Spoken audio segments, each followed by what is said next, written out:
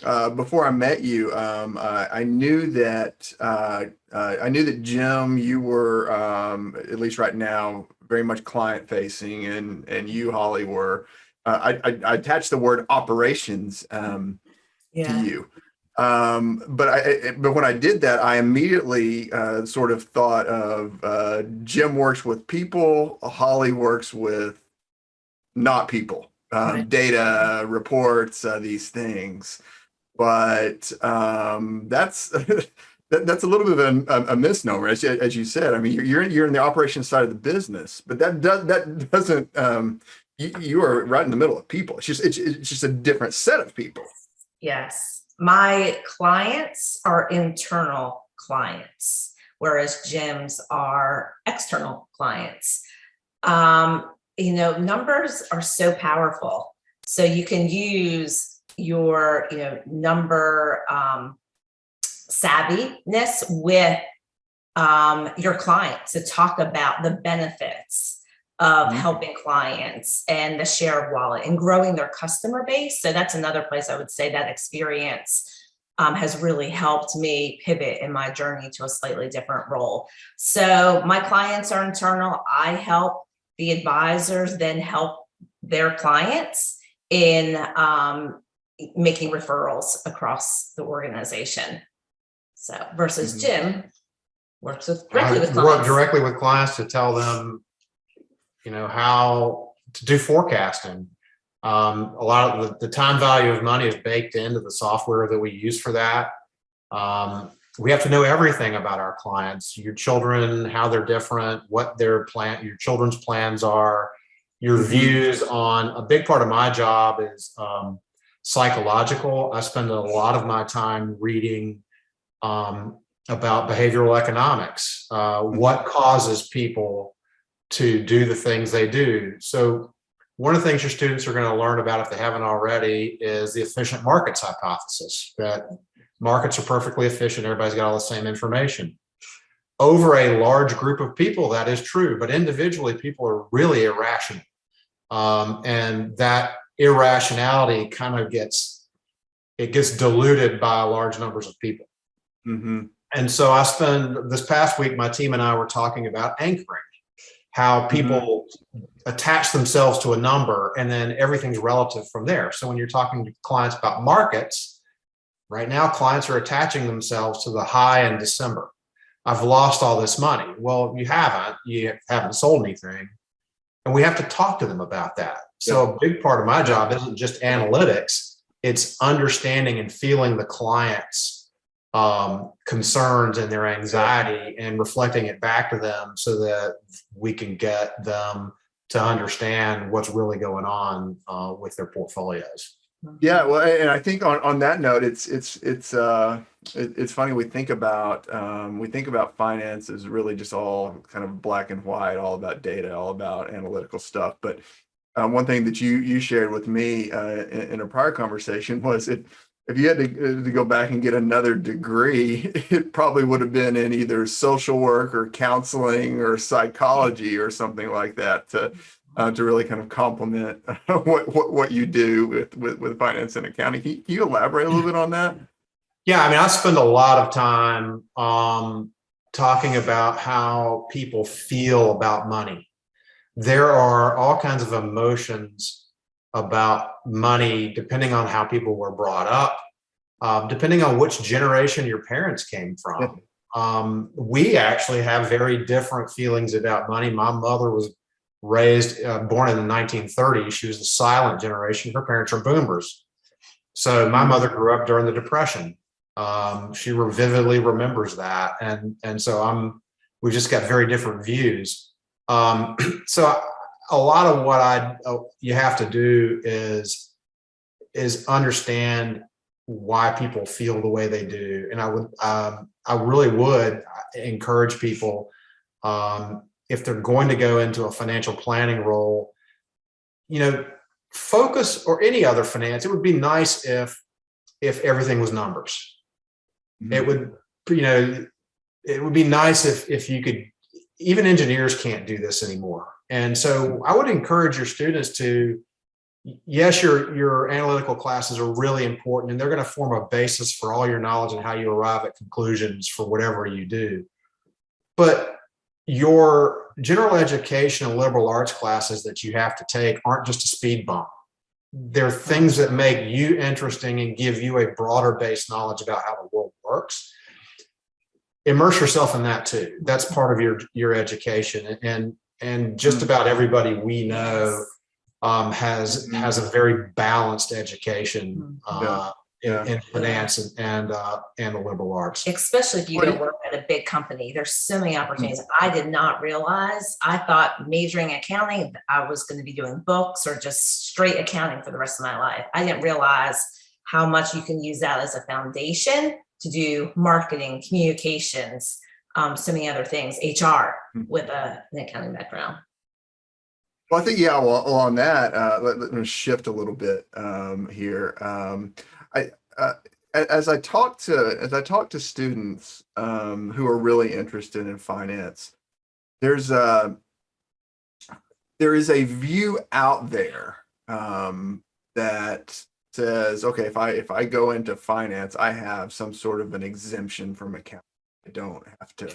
I don't like to either. I don't like accounting, or maybe I'm okay with accounting. I just don't want to be an accountant, and so I'm going to go and do finance because really I don't want to do accounting. I want something else that involves either decision or strategy or something like that. But I can't tell my students enough that hey, it's fine to not want to be an accountant, but accounting as a field is critical to everything that we do in the context of a business, and I would say especially in finance. And so as two accountants who are, I think you would probably characterize yourselves as working more in finance, but you are trained as accountants. What do you have to say to folks who try to find a workaround and sort of eliminate accounting from their daily lives? Is that a good strategy?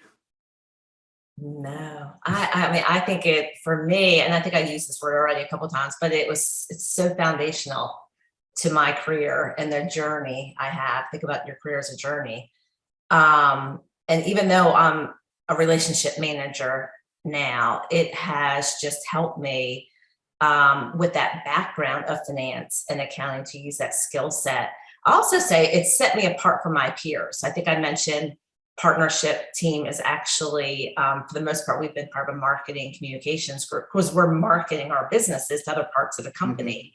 But it set me apart from my peers because I had that experience. So actually, I've been asked twice in the past 10 years to lead a cross-organizational finance team, which confuses people because they don't understand how I'm being asked to that role. But because I have all that experience and am able to work across the company, that it's the perfect role. And so I've led these two projects, financial measurement for new customer strategies. I did them both for 2 to 3 years, and I replicated the same processes for both years, and it was really successful. So I would say it has given me a competitive advantage and has set me apart, and it's given me so much confidence, whether I'm looking at opportunities in my current group or across the organization. I think the only thing I'd add a couple of things. First of all, most accounting majors aren't any longer accountants strictly. They're not in public accounting. They're in the industry doing something. Some of them are still in the corporate finance group for their industry. The other thing I would say is that your finance majors need to have a basic understanding of accounting. Accountants have to understand capital structure and modern portfolio theory. And particularly, it would make them much better advisors to their clients if they do decide they're going to be in public accounting. Anymore, we have friends whose child's getting ready to graduate with a Mac. And on the assurance side of accounting, it's more data analytics, and with something Tennessee's got a phenomenal department in, right? So I would say don't look for workarounds to not have to do something. It doesn't have to be your best thing, but you do need to have a working understanding of how numbers operate and how balance sheets and cash flow statements and income statements work. And I'll tell you, if you are a first-year analyst, let's just use what everybody wants to be as an investment banker, right? That's what I'm going to go into investment banking. Your first 5 years are going to be sitting there running spreads in a cubicle somewhere using the financial statements of the company. And so it would be, your job will be much easier and you will move ahead much faster if you understand accounting. And attention to detail. Yeah, and the detail that goes along with it. Yes, absolutely. Now I also want to ask you about the various certifications. So one of the certifications that I think is really hot right now is the CFP, Certified Financial Planner, which I know you, Jim, said you set for that 20 or so years ago, which was really probably before this was kind of in the main. This was kind of right when this was starting to become a big deal. But my sense is just talking to folks, the job market for people that either have CFPs or are moving toward a CFP is just exploding. Is that, are you seeing that in your roles and in the folks that you talk to? You see it. I see it because our population is aging so much, and there's just such a big need for retirement planning. Yeah.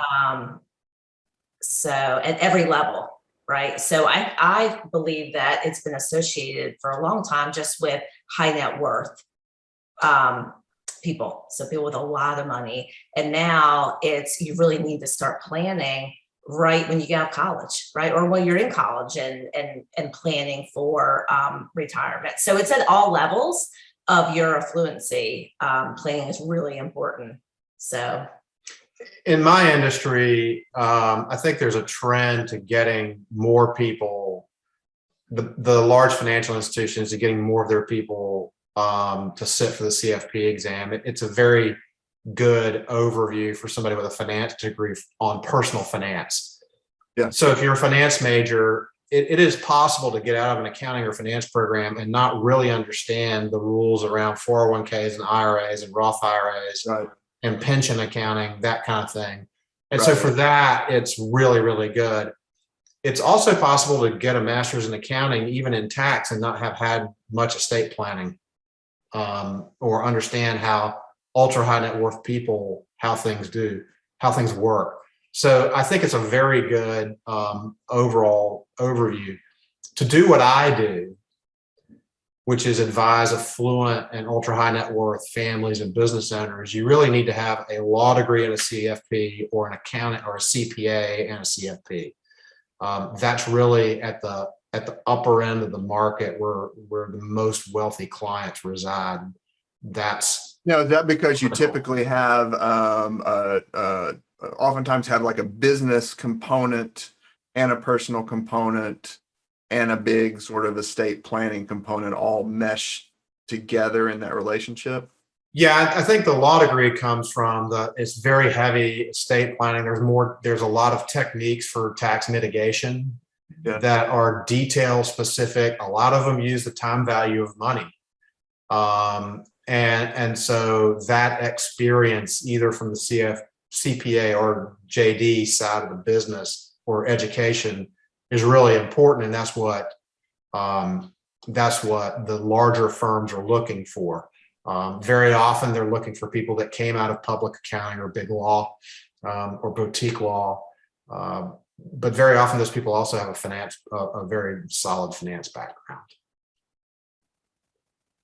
Yeah, well, I mean, it's the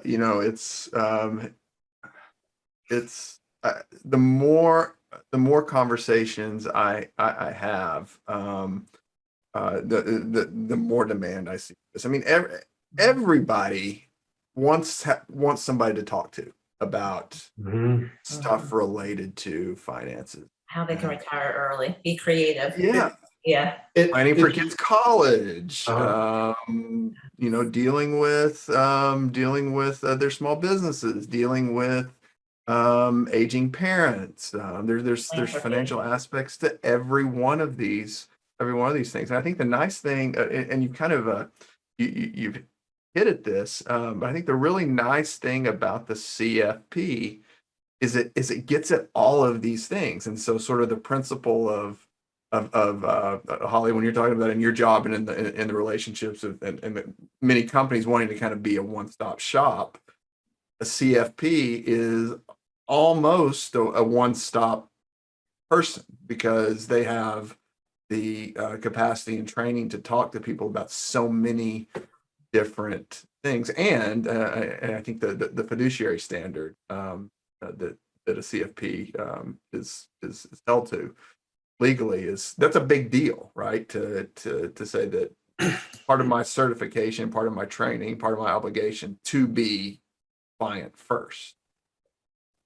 That is a huge deal. And working on the bank side of the investment business, where banks are fiduciaries because they're regulated by the Office of the Comptroller of the Currency, the OCC. So essentially, we're a lot of banks, private banks, wealth management divisions are on the trust platform, which is a fiduciary. CFP adds another layer of that. I think everybody wants to believe that their advisor is acting in their own best interest. And I agree, the CFP adds first of all, it sitting for these kinds of exams show that you want to get better at your craft. You want to be observed as a master of your craft. And that gives clients another level of confidence that you're committed to doing that. I'd say for finance majors, a lot, the CFA, and that's an exam that accountants won't go near. And we took the CPA, right? It's tough. And so I think that's a good indication that you're not, that you really are dedicated to that as a career, no matter what it is, where you come from. Yeah. Well, so I know we're about out of time today, but just real quick before we leave, so I've got two kids in college. I know you've got a daughter in college studying business early in her career. I think she's a freshman. Is that right? That's correct. And so I talk to college students all the time, both inside and outside my family, as do you. But as you have a chance now in this conversation to talk more broadly to college students who are sort of trying to find themselves and find their way. Any nuggets that you want to throw out there as you have all of these aspiring whatever that are listening? I would say think big and talk to a lot of people. I think you learn by talking to people that have gone through, even more recent grads too, that have gone through the college journey and what they've learned. And just think big. Like Jim said before, looking at other concentrations and just don't get focused on just accounting. Think big when it comes to finance and all the opportunities that it offers. Where you think you're going to be as a college student, even as a senior, and where you wind up when you're our age are so far apart, you're not even going to be able to think about it. You could guess 100 times and you wouldn't get it. So there's just so much opportunity. So I like what Holly said. Think really big. I have a college classmate that was a finance major. He went to work in a trust company, and now they went back to law school, and now he's a partner, a trust and estates partner in a law firm. A lot of the trust and estates partners are CPAs and then go back to law school.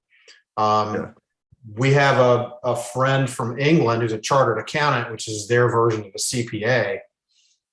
He started out working in Hong Kong and worked in the consulting firms, and now he leads a big team of people in risk management, like completely different from the the trading accounting he was doing earlier in his career. So it does give you a very broad set of opportunities, and just keep your mind open. Yeah, it's a people business. Yeah, I learned so much from Jim. So he is basically would be my internal client where I work now. And so, having similar backgrounds, but then also having roles that end up connecting a little bit. I learned so much from him that I can then take in my current role, which is kind of cool. Yeah. Always learning. Yeah. Well, hey, thank you both so much. Your willingness to just talk and share and tell stories is it's huge, and it's so valuable to the next generation. So thanks for your time, and hopefully we can chat again like this. Thank you. We're in Knoxville, so we can Yeah. come by. Yeah. Yes. Go Big Orange. You wore the shirt. Good job. She's got an orange shirt on. Yeah. All right. Well, thanks, guys. All right. Thanks a Thank lot. you. Bye.